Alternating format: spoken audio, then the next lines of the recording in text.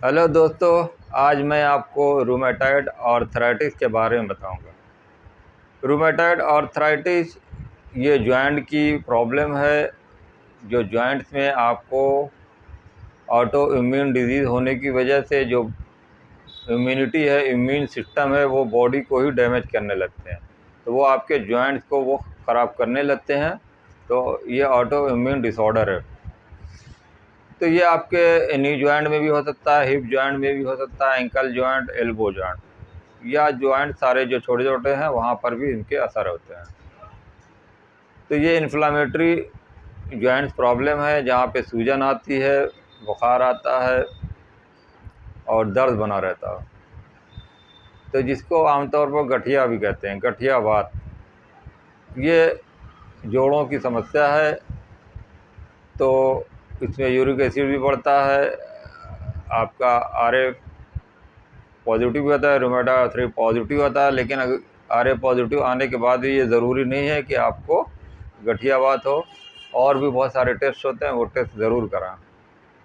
तो rheumatoid arthritis जो है ये ऑटो इम्यून डिजीज़ है, ये लाइफ स्टाइल डिसऑर्डर है।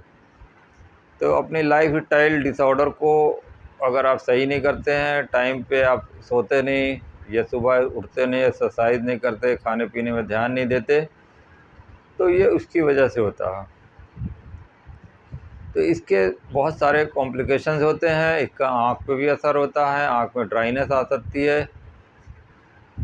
आपकी जो नर्व्स हैं, नर्व में भी जो प्रॉब्लम्स आ सकती है, नर्व में आपके कोलेस्ट्रॉल बढ़ेगा आपको, और जो नर्व्स हैं हार्ड हो जाती हैं, उसमें भी सूजन आ जाती है, उसमें भी क्लॉटिंग होने लगती है। इसी तरह लंग्स में भी प्रॉब्लम आती है। अगर आपके फेफड़े में भी फाइब्रोसिस हो रहा है तो उसमें भी ये प्रॉब्लम होती है, जिससे आपको सांस लेने में दिक्कत आएगी। हार्ट की प्रॉब्लम होगी, हार्ट में आपके जो ब्लड सर्कुलेशन अच्छे से नहीं हो पाएगा, तो आपको ब्रेन ये स्ट्रोक हो सकता है, आपको हार्ट को शॉक लग सकता है, या हार्ट अटैक हो सकता है।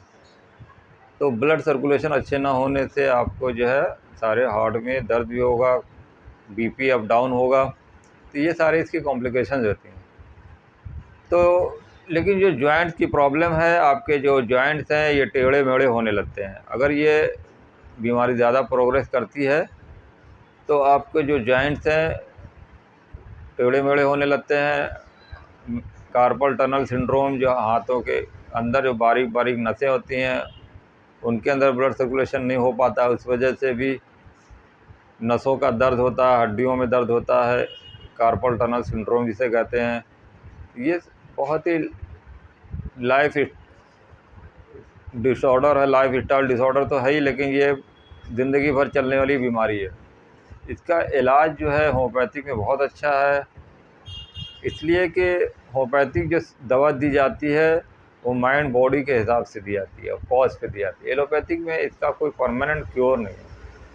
इसलिए होम्योपैथिक में जब भी आपको इलाज कराना है तो किसी अच्छे होम्योपैथ से संपर्क में आएँ, अच्छे डॉक्टर के इलाज कराएं। इसलिए कि इसकी कोई पेटेंट दवा होम्योपैथिक में नहीं है कि हम यही दवा चलाते रहें। इसकी बहुत सारी दवाएं हैं, हर पेशेंट के हिसाब से दवा अलग होती है। तो हर इंडिविजुअल एक दूसरे से अलग है, तो हर इंडिविजुअल की दवा अलग होगी, हर पेशेंट की दवा अलग होगी। इसके माइंड बॉडी सिम्टम के अनुसार हम लोग दवा देते हैं। तो आमतौर पर जो पेटेंट दवाएं हैं, लोग दावा करते हैं तो ये दवा खाइए आराम मिल जाएगा, लेकिन ये टेम्प्रोरी आराम मिलता है। एलोपैथिक में भी जैसे टेम्प्रोरी पेन किलर और ये दवाएं देते हैं तो उससे टेम्प्रोरी आराम मिलता है, लेकिन इसको बार बार दिक्कत आती है। तो जो रूमेटोलॉजिस्ट हैं, रूमेटोलॉजिस्ट के अंडर में रह के अगर आप इलाज करा रहे हैं तो वो उसी हिसाब से उनकी दवाएं होती हैं, वो उसी हिसाब से पावर बढ़ाते हैं, जैसा पेशेंट के हिसाब से और भी बीमारियां हैं इसके हिसाब से वो दवा दी जाती है। तो आप किसी ऐसे वैसे को ना दिखाएं, बल्कि रूमेटोलॉजिस्ट को दिखलाएं, और होम्योपैथिक इलाज अगर कराना है तो किसी अच्छे होम्योपैथ के अंडर में रह के इलाज करें। मुझसे भी आप संपर्क कर सकते हैं। इसका मैं इलाज करता हूँ, इसका काफ़ी अच्छा इलाज है। तो मेरे ऑनलाइन ऑफलाइन दोनों में ट्रीटमेंट करता हूँ। तो इसमें कुछ दवाएं हैं जो जनरली यूज़ होती हैं, जैसे रस्टस है, ब्रायोनिया है, नेट्रोमूर है, फास्फोरस है, सीपिया है। ये जनरली दवाएं, लेकिन ये सब सारे सिम्टम्स के अनुसार दवा दी जाती है, इसलिए इसमें बहुत ध्यान से दवा देनी पड़ेगी। पेशेंट का माइंड बॉडी सिम्टम लेने के बाद ही हम इसको दवा दे सकते हैं। तो इसलिए मैं यहाँ पे कुछ दवाएं नहीं बताऊंगा, इसलिए कि इन दवाओं को बताने से कोई फ़ायदा नहीं, इसलिए कि टोटल सिम्टम बताना पड़ेगा। तो जो दवाओं का टोटल सिम्टम्स है और पेशेंट का जो टोटल सिम्टम्स है, उसको मैच करने के बाद जो दवा होगी वो आपकी दवा होगी।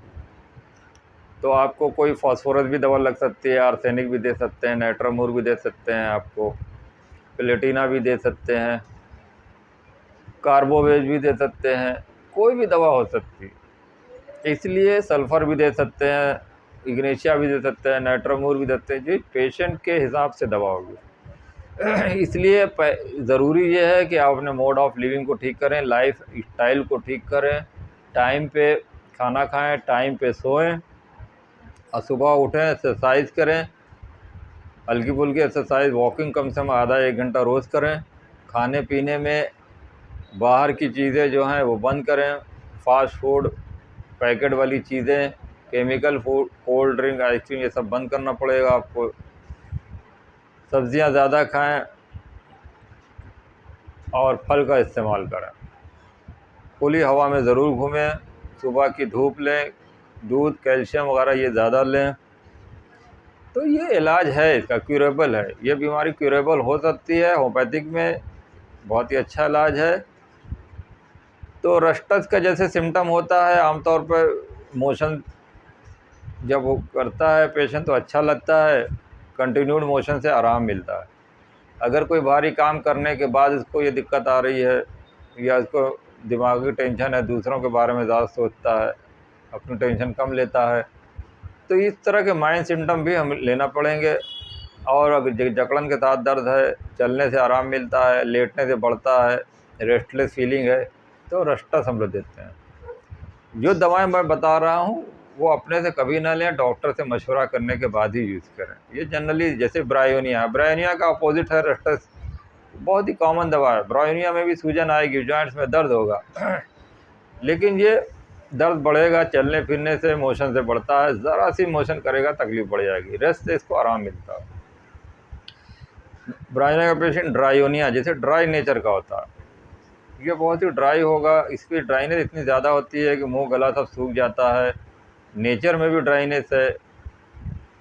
ये बीमारी की टेंशन कम करता है, बिजनेस की, काम धंधे की ज़्यादा टेंशन करता है। तो उसमें इस तरह के सिम्टम आएंगे तो इसको भी बहुत डिटेल से मैंने ब्रायोनिया के बारे में बताया है। आप वीडियो जो हमारे बहुत सारे हैं उसमें आप जाके देख सकते हैं। उसी तरह नाइट्रोम्यूर है, नाइट्रोम्यूर का पेशेंट में भी सूजन आएगी पैरों में, हाथों में, और नमक ज़्यादा खाने का इसको होता है, सर में दर्द होता है, डिग्निफाइड पेशेंट होता है, अपनी बीमारियों को कम बताता है। ये अपने को बहुत ही स्ट्रिक्ट रखता है, डाइट, खाना पीना सब फॉलो करने के बाद भी इसको अगर ये सिम्टम आ रहे हैं तो वो ये सोचता है कि मैं इतना सब कुछ करता हूँ, मुझे ये कैसे बीमारी हो सकती है। तो ये सब फीलिंग आती है। इसी तरह सीपिया है, सीपिया का भी पेशेंट बहुत पुअर होता है, वो बीमारी को लेकर अपना रोता है, परेशान होता है, और इसकी बातों से लगेगा कि ये कितना परेशान है बीमारियों को लेकर।